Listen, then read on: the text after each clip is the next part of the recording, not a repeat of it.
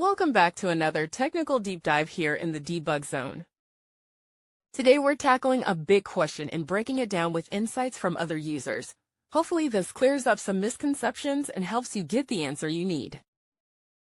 So buckle up, stay a little curious, and let's jump right in.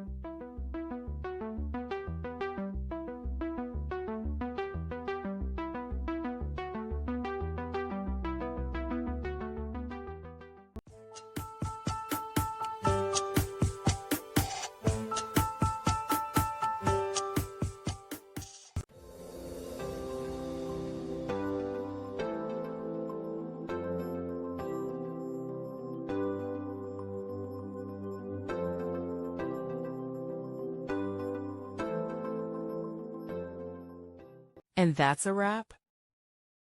I hope you found the answer you were looking for. If you did, take a second to hit that subscribe button. It really helps out. And let me know in the comments which solution worked best for you. See you next time in the debug zone.